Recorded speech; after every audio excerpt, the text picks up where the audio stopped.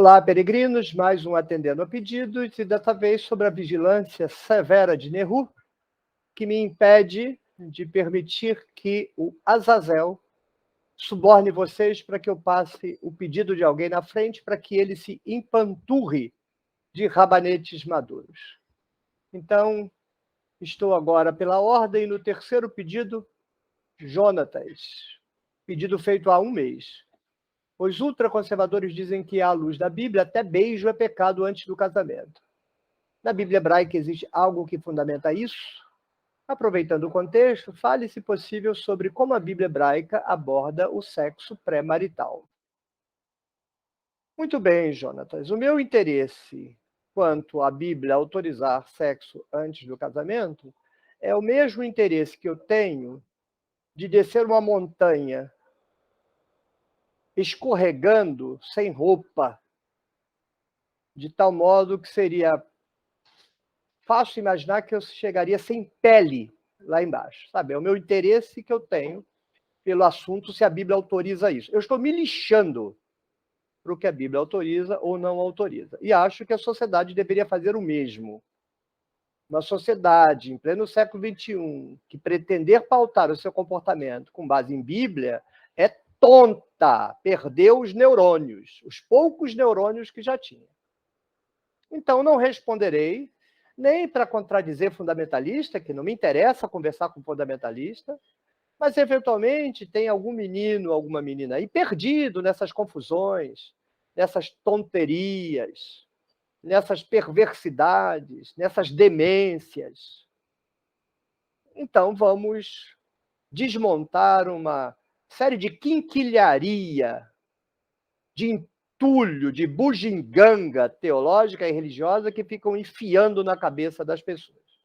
Primeiro, o que essas latrinas teológicas por aí andam falando de modelo de família divina não existe na Bíblia. É uma invenção da cabeça deles. A família na Bíblia é poligâmica.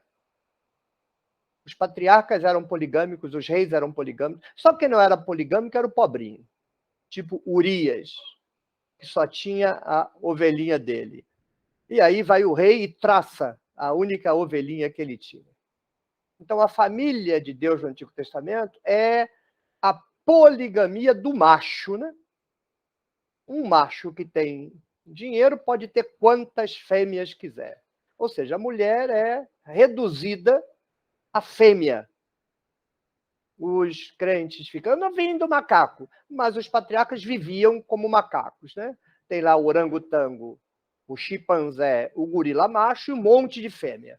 Então vai espernear seu chilique teológico no quinto dos infernos. Que hipocrisia, me dá urticária, nossa, dá coceira. Só de pensar na hipocrisia já começou a coçar. Então, muito bem. Outra questão muito importante da sexualidade no Antigo Testamento é que a prostituição era franqueada. Você tem a bela história espiritualíssima de Judá, homem casado, da família de Deus, tolice. Vai ele caminhando pela estrada, tem uma senhora de porte agradável, ele olha, não precisa disfarçar como o homem casado da igreja, que tem que ficar segurando o olho, porque o olho quer virar para tudo quanto é lado, porque tem mulher para todo lado para ele olhar, ele fica se segurando assim. Ele não pode, ele vive numa sociedade em que a prostituição é franqueada, aí ele vê. O problema dele é quem não sabe que é a nora dele, né? Aí ele olha para ela, ô, dona moça, vestida dos panos, das coberturas, dos véus. Quem será que está aí dentro? Pelas curvas estou vendo que é agradável. A senhora está aí rodando bolsinha, não quer rodar bolsinha comigo mais para ali? Não, ali é mais agradável. Aí vamos. Aí vão os dois, rodam bolsinha junto ali.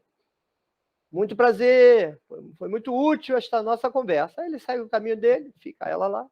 Ele achava que era uma prostituta. Você não vai ver uma reclamação no texto. O único problema que a narrativa vê é que ele dormiu, se é que ele dormiu, porque eu acho que ele fez tudo menos dormir, com a nora. Aí mata ela, apedreja, taca pedra, arrebenta. Olha como é que religioso é ótimo, né? Aí ela diz, olha, você pode matar, tacar pedra, arrebentar, mas olha aqui quem é o pai da criança. Ó. Por que a Bíblia não contesta a prostituição? Porque, na ótica cultural, a prostituta não é propriedade de homem nenhum. O problema daquela cultura é porque a mulher pertence a um homem. Veja que nos 10 Mandamentos, ela é um item de almoxarifado, já viu? Já prestou atenção? Você não pode cobiçar a casa do próprio próximo, o jumento do próximo e a mulher do próximo. Ou seja, a mulher é um item de propriedade. Testamento. Morreu Jacó, deixou uma casa, um jumento e a mulher dele. Numa cultura dessa, o adultério é um crime grave, é um crime econômico. A propriedade foi violada. Mas a prostituição, ele não violou a propriedade de ninguém. Ele está andando, vamos, junto, tá bom, tá, beleza. No caso de Ruth, a mesma coisa. No capítulo 3 de Ruth, depois de, no capítulo 2, Noemi ensinar a Ruth como ela faria, ela se veste de prostituta, vai na festa da cevada, cerveja dá com... Cerveja quente, é horrível, mas...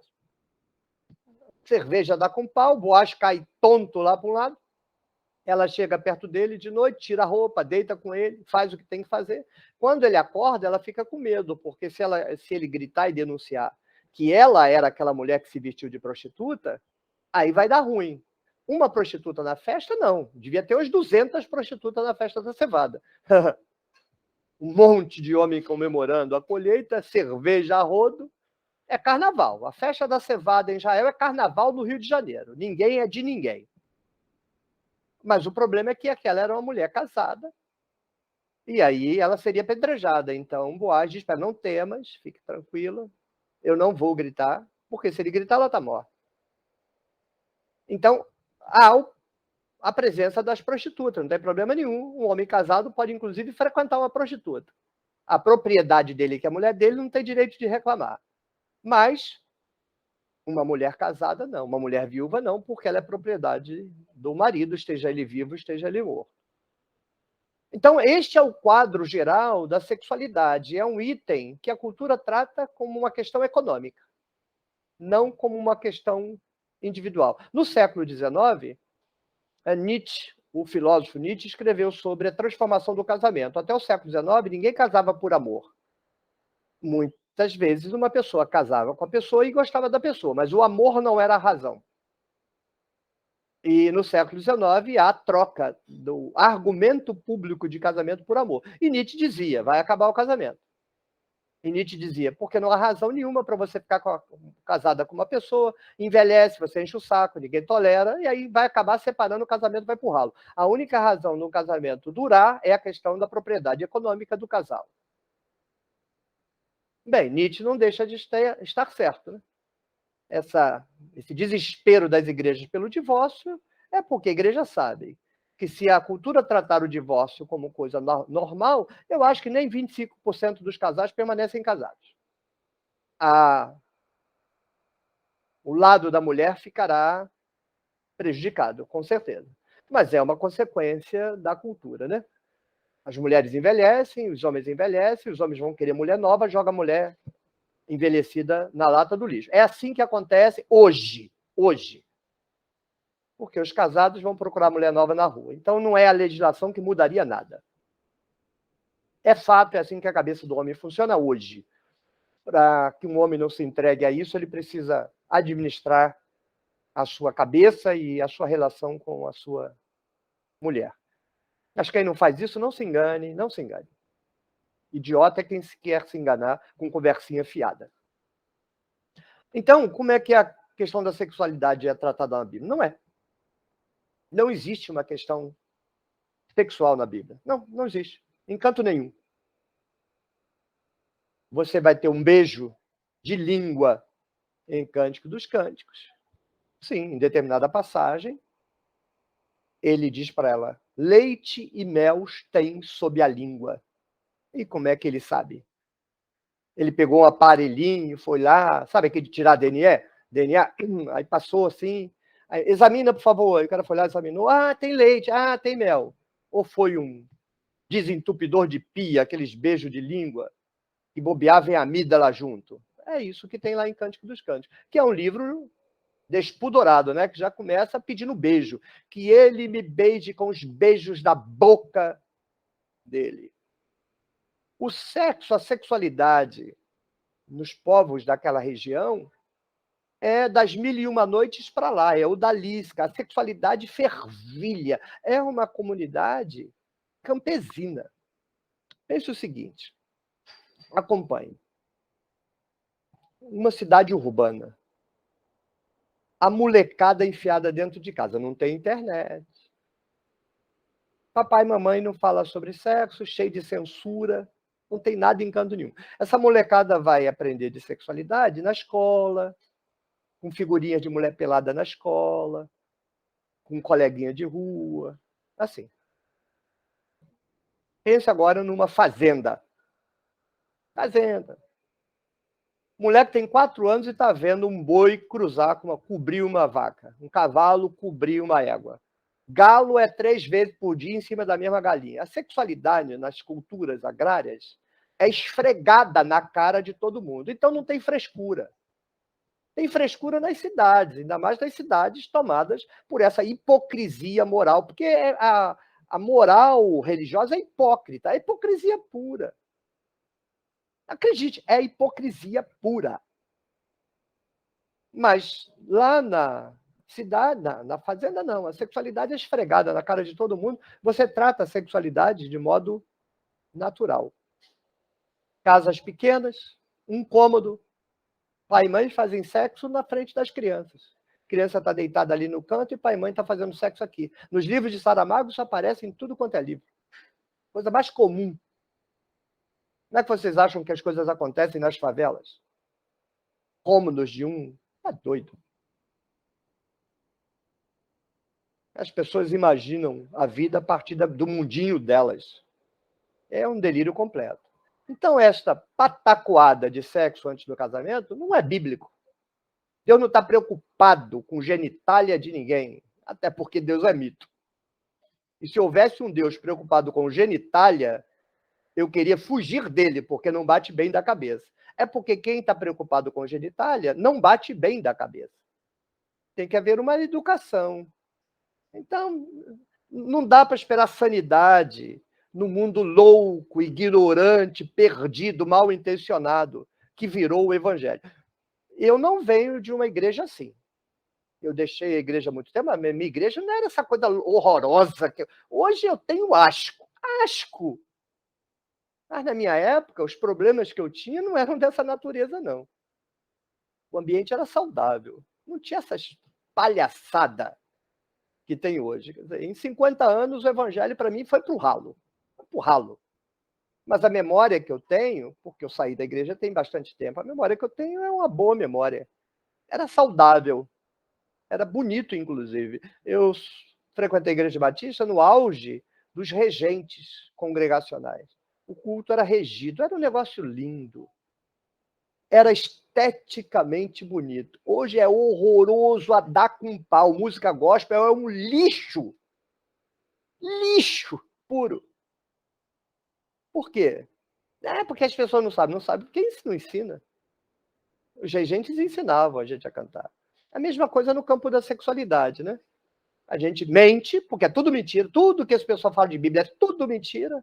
Projeta isso numa Bíblia, que é mentira que eles estão dizendo, e depois vem para controlar a vida das pessoas. A gente não sabe como é que era a vida sexual do judeu, da judia, antes do casamento. Tem a mínima ideia. A Bíblia não conta nada sobre isso. Não, conta nada. Não tem nada que trate sobre absolutamente nada disso. Não é uma preocupação da cultura. Primeiro, que as meninas casavam muito cedo. Menstruou, vai casar. As famílias, quanto mais cedo pudessem se livrar das meninas, mais cedo se livravam. Então, elas não tinham tempo para ficar se guardando. A gente inventa uma sociedade que o menino só vai casar com 30 anos e vai fazer o quê? Vai ficar na masturbação? Fique na masturbação, porque vai fazer o quê? E não se engane não, tá, papai e mamãe? É masturbação mesmo. Tanto o menino quanto a menina vão fazer e tomara que façam para ter cabeça boa. Senão vira um entojo na sociedade. Porque gente entojada é gente que está precisando de sexo. Acredite. Sabe aquele entojo que você tem que aturar? Se fizer um bom sexo, vai acordar feliz, tranquilo, vai sorrir para todo mundo. Mas esse pessoal que anda com a cara toda amarrada está precisando de sexo. Seria bom, então, contratar uma prostituta e resolver isso. Contratar um prostituto e resolver isso. Porque, pelo amor de Deus, a gente tem que aturar a vida mal resolvida sexual do sujeito.